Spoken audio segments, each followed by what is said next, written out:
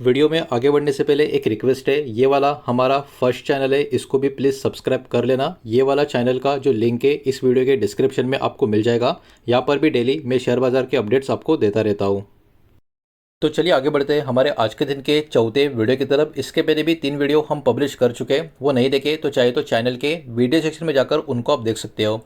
तो देखिए, एक बहुत ही बड़ी खबर, बहुत ही बड़ी अपडेट निकल कर आ रही है कि आरबीआई ने एक बहुत ही बढ़िया रूल यहाँ पर एक लाने का काम किया है और इस रूल की वजह से कहीं ना कहीं मार्केट में भी उसका इम्पैक्ट हमको नजर आ सकता है। तो देखिए, एक्चुअली चेंजेस क्या हुआ है रूल में, ये ज़रा हमको समझना काफ़ी ज़रूरी है। तो आरबीआई ने एक्चुअली क्या किया, ईजी किया है कुछ रूल बैंकों के लिए, ठीक है। तो बैंकों को उनका जो प्रॉफिट, जो फाइनेंशियल स्ट्रेंथ का कैलकुलेशन के टाइम शो करना होता है, उसी से कनेक्टेड ये रूल है जिसमें आरबीआई ने आसानी कर दिया, मतलब उनको और इजी कर दिया है।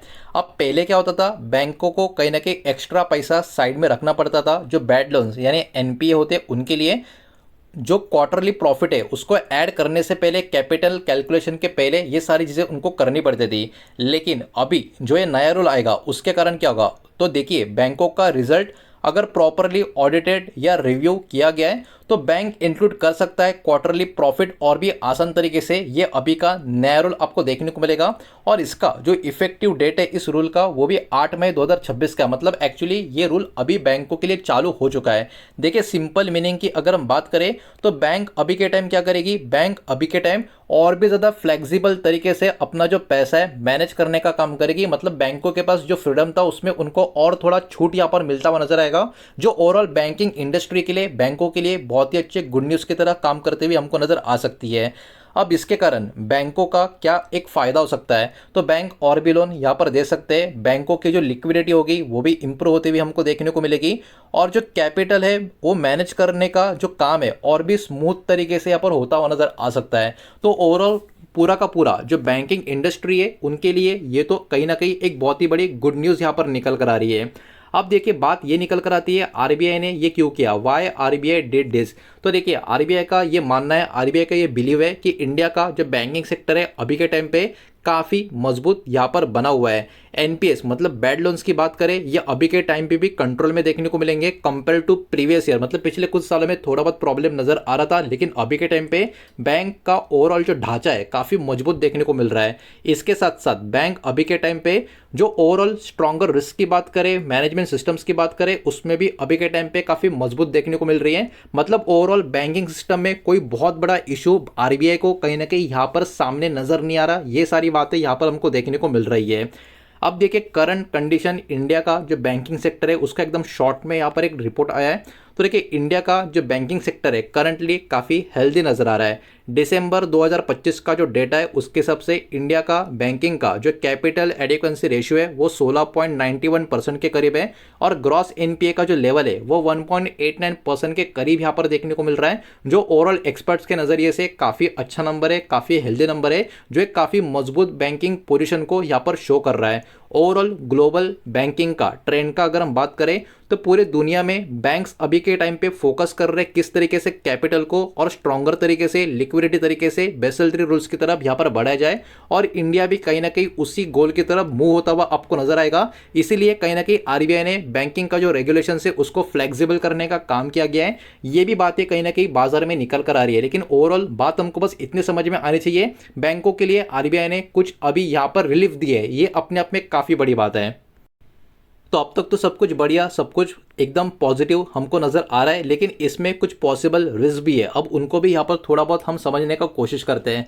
सबसे पहले कहीं ना कहीं छिपा हुआ लोन का स्ट्रेस का रिस्क भी यहाँ पर बना हुआ है। देखिए, अभी इस खबर की वजह से अगर बैंकों ने एकदम एग्रेसिव तरीके से लेंडिंग करना स्टार्ट कर दिया तो कहीं ना कहीं को जो लोन का स्ट्रेस है वो कहीं ना कहीं और भी यहाँ पर छिपा हुआ हिडन वे में रह सकता है, जो आने वाले समय में बैंकों के ऊपर ही प्रेशर क्रिएट करने का काम कर सकता है। तो ये हिडन लोन वाला स्ट्रेस का जो मामला है ये भी कहीं ना कहीं एक थोड़ा सा प्रॉब्लम या आप कह सकते हो चिंता का विषय बन सकता है अगर सही तरीके से उसको हैंडल नहीं किया गया तो।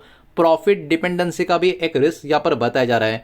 कुछ बैंक कहीं ना कहीं बहुत ज़्यादा करंट प्रॉफिट के ऊपर डिपेंड रहते हुए आपको देखने को मिल सकते हैं और कहीं ना कहीं इसके वजह से कैपिटल का जो पोजीशन है और भी मजबूत दिखा सकते हैं। तो ये प्रॉफिट डिपेंडेंसी का जो रिस्क है ये भी कहीं ना कहीं इंडस्ट्री में बैंकिंग के बना रह सकता है। उसके अलावा इकोनॉमिक स्लोडाउन का रिस्क हमेशा बना रहता है। देखिए ग्लोबल लेवल पर कब क्या हो जाए, इवन नेशनल लेवल पे कब क्या हो जाए किसी को नहीं पता, तो कभी भी कुछ भी हो जाता है, अनसर्टेनिटी भी क्रिएट हो सकती है। तो अगर किसी भी तरीके से क्या किसी भी वजह से इकोनॉमी में स्लोडाउन आता है या फिर अचानक से बैड लोन्स यानी एनपीएस में इंक्रीज हो जाता है, तो जो कमजोर बैंक है पहले से वो कहीं ना कहीं और भी प्रेशर में इसके कारण आ सकते हैं। तो ये कुछ है, इनके ऊपर भी कहीं ना कहीं ध्यान देना काफ़ी ज़रूरी होगा। अब देखिए बैंकिंग सेक्टर का आउटलुक इन सब ध्यान में रखकर भी अभी के टाइम पे काफ़ी पॉजिटिव नज़र आ रहा है, बिकॉज एनालिस्ट का एक्सपेक्टेशन ये है कि कहीं ना कहीं पहला हाफ 2026 का यहाँ पर जो हमको देखने को मिल रहा है उसमें कहीं ना कहीं 11 से लेके 13% का क्रेडिट ग्रोथ हमारे बैंकों का देखने को मिल रहा है, जो हमारे लिए तो काफ़ी अच्छी बात है। डिमांड कहीं ना कहीं काफ़ी ज़्यादा मजबूत रह सकता है from retail customer, SME category से और कॉर्पोरेट सेक्टर से, मतलब ओवरऑल बैंकिंग का ग्रोथ यहाँ पर अच्छा स्टेडी वे में आगे बढ़ता जाएगा। उसके अलावा जो बड़े बैंक है उनको कहीं ना कहीं और भी अच्छा बेनिफिट मिल सकता है। कॉर्पोरेट लोन का डिमांड और जो राइजिंग कैपेक्स का स्पेंडिंग है वो कहीं ना कहीं बड़े बैंक को बहुत बड़े लेवल पे सपोर्ट करता हुआ नजर आ सकता है। तो यहाँ पर छोटे बैंक थोड़े पीछे इस वजह से रह सकते हैं, लेकिन बड़े बैंकों का और भी अच्छा फायदा हो सकता है। ये वाला भी अपडेट कहीं ना कहीं यहाँ पर हमको देखने को मिल रहा है। तो रिपोर्ट ये खबर अपने आप में काफ़ी बड़ी है, इसके कारण हमारे देश के जो लिस्टेड बैंक है, जो स्टॉक्स है, इनके ऊपर भी इसका इंपैक्ट आ सकता है। वो भी एक एक करके यहाँ पर हम देखेंगे, लेकिन वीडियो को प्लीज़ लाइक कर देना, वीडियो को शेयर कर देना। पहली बार चैनल पे आ चुके हो तो चैनल को भी सब्सक्राइब जरूर कर देना। और ये जो भी शेयर या कंपनी के नाम, बैंकों के नाम मैं आपको बता रहा हूँ, किसी भी तरीके का इन्वेस्टमेंट का एडवाइस नहीं है, ना ही बाय सेल का रिकमेंडेशन है, ये बात यहाँ पर आप ध्यान में रखें।